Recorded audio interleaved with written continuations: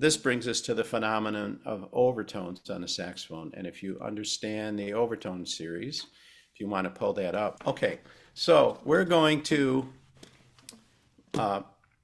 play. First of all, I'll just play the overtone series so you can see what happens. So here's the fundamental, a low B flat. First octave is first overtone, then a fifth, and then an octave, and then it makes a triad, a third and another third, major third minor, flat at 7. Then they get closer and closer.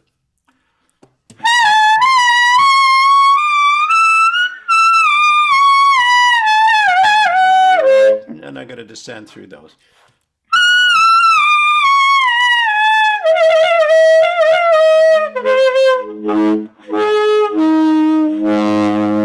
A little bit in a hurry, but you get the idea. So I'm going to slow that process down now.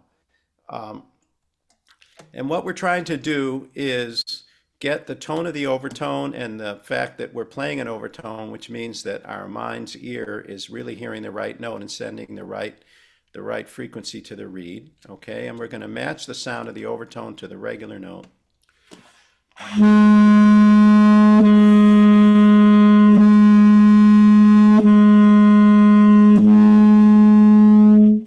And before we finish, we're going to descend to that fundamental. But you want to bring the fullness of the overtone and the pitch of the overtone into the regular note.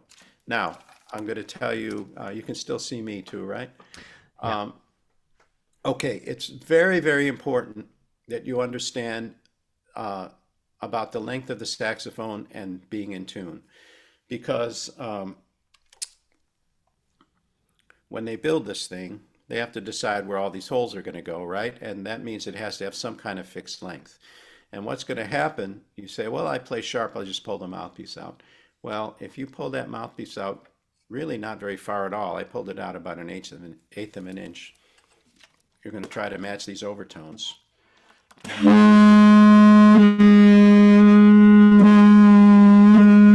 They get much harder, okay? Pull it out a little more even. And basically you're out of luck if you're trying to do that. So the first step is to get that mouthpiece in where they're fairly close to in tune, okay? And then you're probably going to have to bring the overtone down a little bit. Pull that jaw back, sing down. And then when you go to the regular note, this might happen.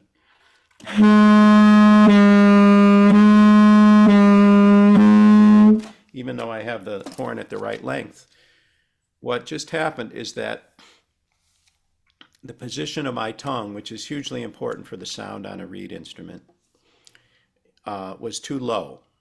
So instead of an E syllable, E, I was thinking more Now, a lot of people get that confused with this mantra about opening your throat, which can cause a lot more trouble sometimes than it sounds like a good idea, but people interpret that in a lot of different ways.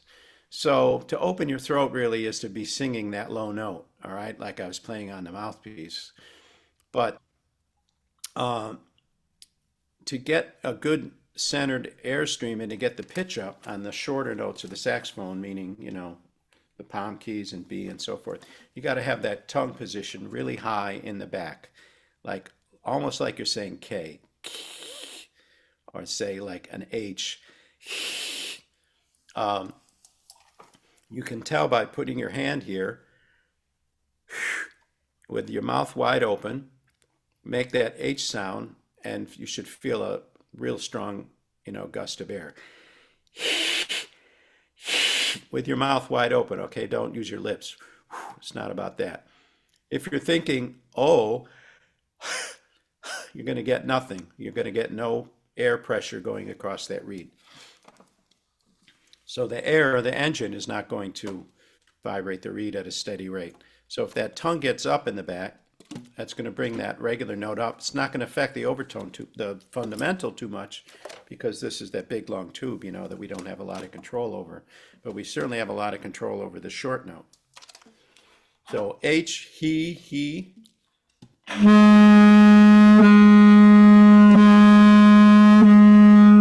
And you just proceed with that until you're pretty happy with it. You might find it very challenging at first, and it could be helpful to have a teacher working with you live to kind of see what you're doing.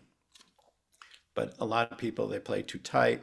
They're singing too high a note when they play, and a lot of times they'll get that overtone because they're not pointing the air more down. A lot of things. But anyway, to make a long story short, we're going to match this, and then when we're done matching, we're going to descend to the fundamental.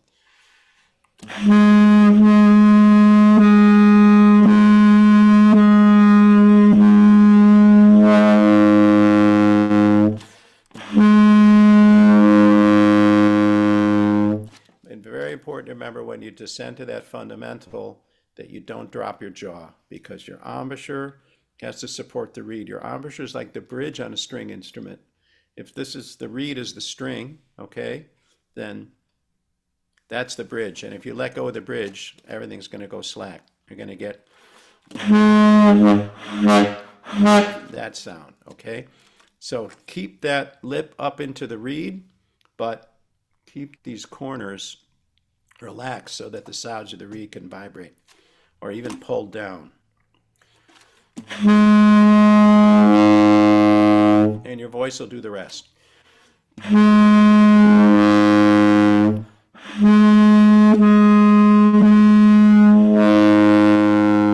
Make sure you take a deep breath. We move to the next overtone.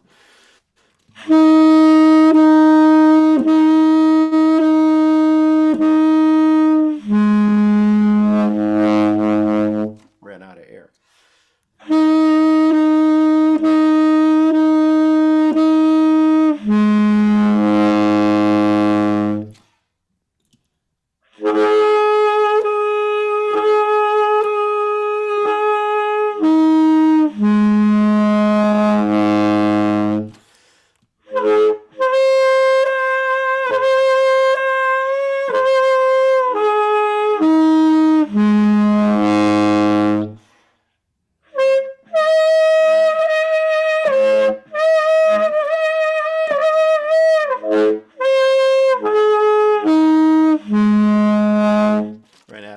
So if you, as you get higher, maybe you're not going to be able to match quite as many times. Or you should remember to breathe, which is a whole nother subject. But yeah, get that deep breath going.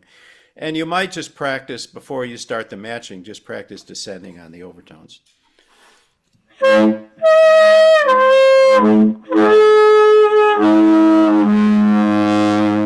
you'll find a spot, and you know, it's maintenance. You get good at it, but if you let it go for a while, you kind of forget it. So it's just something that we always have to do to keep us in touch with the saxophone.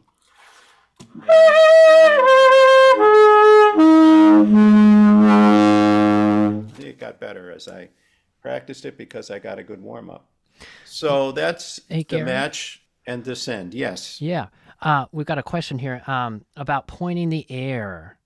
Is any way you can expound upon or explain what you mean by pointing the air? Well, yeah, that's a really good point. The air in general has to be pointed down, okay? So the air goes over the top of the back of your tongue and down down at the reed, okay? And the best way to think about that is just kind of almost even look down or pull your jaw back a little bit or try to get that air down and get your tongue up. So the first symptom of not having air going down is if you try to play the first overtone, which is the most important one, by the way, because the saxophone is an octave instrument and you got to have that octave in your sound. That octave is huge. You got to own that octave. It's got to be there every time. I'm going to play a different note for a while. I'll play a C. So, you know, I just pick up the saxophone. So if you're getting, first of all, you're probably pointing up a little too much. You're going instead of oh. So get that air pointed down. Also, a lot of people play with too much mouthpiece in the mouth. And if I can't do it with one hand, but if I gently pull the mouthpiece out of my mouth, all of a sudden it'll slip right down to that first overtone. Now when I'm in that spot, then I try to find the fifth again, okay? Because it was kind of an artificial fifth. It was easy because I had too much mouthpiece in my mouth. So this exercise, I didn't bring my my candle. Joe Allard used to do this. So he would put, I'm going to leave it to the side. All right, so he would put a candle out here, but that's too high. And then with your mouth wide open and take a deep breath, and you learn to blow that candle out at about 6 feet away. If you have good compression, which means the air is going through a narrow space over the arch of your tongue, that H thing, tongue against the molars, and that gives a really good speed when it hits the reed. It's just like a hose, air is a fluid. And if you have a hose, you have a nozzle on the hose, it speeds up, boom, you can shoot it, right? And if you don't have a nozzle on it, plop, and you're not going to get any speed of air against the reed. So that H syllable is really important. And then you should feel the air going, if I stand up, I don't know, I can't quite get the right thing, but it should be going down towards your chest a little bit, okay? So you can practice that. And definitely pull the mouthpiece out of your mouth too, because that will help point the air down. Great. Oh, one other thing that I remember you bringing this up at the conference, the Jazz Educators Conference, is that first overtone, the low B flat, tends to be out of tune, right? Well, if you want to start matching up, the easiest octave to match up is the C overtone, because really the instrument's kind of built to be in tune in the key of C. I was told once, I think, by some pretty knowledgeable people. So, those other bell notes are kind of added on, and technically they are the fundamental of the saxophone, but you'll find that if you're starting out and you've never done this before, it's easier to match the C. The B flats and the Bs are a little further apart, but you can definitely match them, and you should be able to match them. Just make sure the mouthpiece is in far enough. That's important. And you should be working on playing that low note on the mouthpiece. You really want to try to get to where you can play a major scale, an octave on the mouthpiece, and that's all in your singing, all in your larynx. And also, we can get into the subject of the corners a little bit too, because that has a big effect.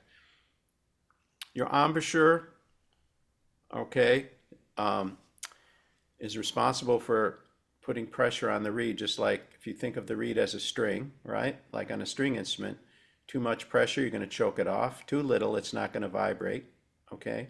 But then the next big thing is about where that pressure comes from. And if you think about like the bridge on a string instrument, it's kind of shaped like this, right? It's not like a hammock. And you see almost all beginning saxophone players are going to get that tension on the reed by smiling. And they're going to go, and they're going to kind of bite up. And if I do that, nothing comes out. Just whip, okay? You got to bring those corners down and push up in the middle. And you'll find that will allow the reed to actually respond to your voice better, okay? Because you could be singing down and doing all the right stuff with your throat, but if that bridge is like just squeezing up against the reed, it's not going to play lower because you're not letting it. So they work together. But yeah, Joe Allard would, he was one of my teachers, and I learned a lot from him and also from many of his students. He would put his hands, or have you put your fingers right in the corners, and pull them down. And if they sprung back up like they were on rubber bands, That's not what you want to happen. They should pretty much be down there all the time. And you look at good saxophone players and you'll see that their embouchures, if not frowning, are at least round, but very rarely will you see that kind of smirky smile. That's a tough one, you know. Smiling is kind of the kiss of death on the saxophone. Clarinet too, you know, they really, it's just not friendly to the reeds.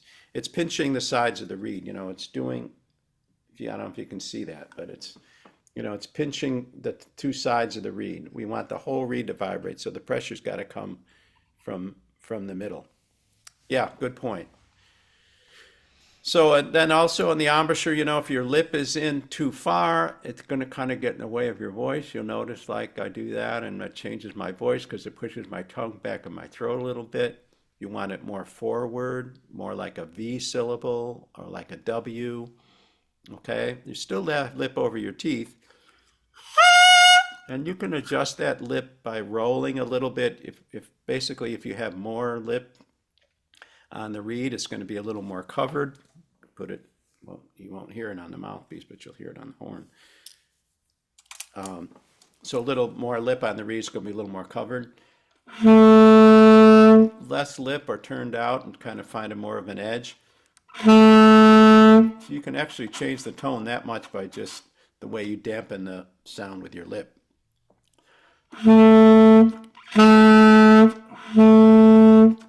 And players, you know, have different preferences about how buzzy they want the sound. And, you know, Stan Getz and Paul Desmond in that school, that was all about that really not buzzy sound. You know, Stan Getz said, I don't want to hear the reed, I want to hear the metal, you know.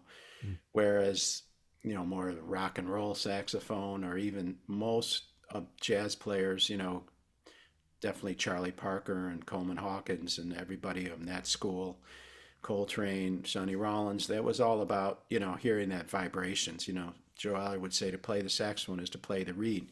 You want to hear the reed, you know, you want to hear that reed singing.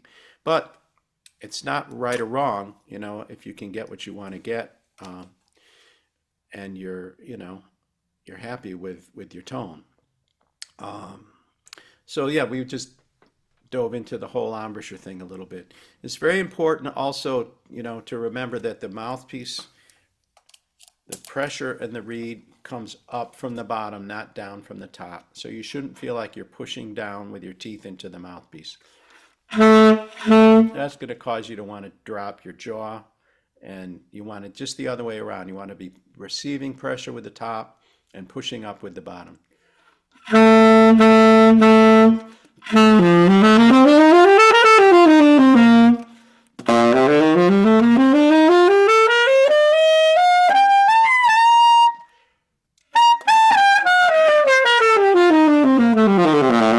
Just to see scale up to the third octave. Another really good exercise for the embouchure is to take your teeth off the mouthpiece altogether, because then there's no way you can smile, because smiling is dependent on pushing down with your teeth. If you take your teeth off, you're going to get your lips in the right spot. I can play that same scale with my teeth completely off the mouthpiece.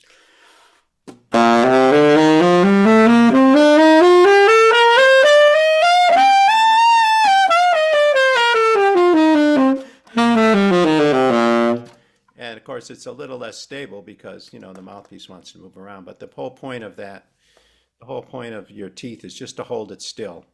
That's all it does. There's nothing your teeth can do to make the reed any happier or less. You know, you want that reed to be happy. You want that reed to be responding to your voice at all times. So, yeah, that's the overtones and the match and descend. A little bit about the embouchure. Also, what different volumes. You know, we talked about if you're playing loud, you want more reed to vibrate. That means you need a little more mouthpiece in your mouth. Softer, a little less, so that reed has, you know, room to move wide or less wide. If the mouthpiece is too far in your mouth, you know, there's kind of a threshold where that reed will vibrate and it's not soft. What if I'm back here? I can do that, okay? And especially if you're playing a big mouthpiece, which like jazz players do because they love that flexibility, then you have to work with that. So you can do these crescendo things where you actually take more or less reed. let it move in your mouthpiece a little, and in your mouth a little, or even let your jaw work just a little bit. But don't anchor your teeth. That's really important.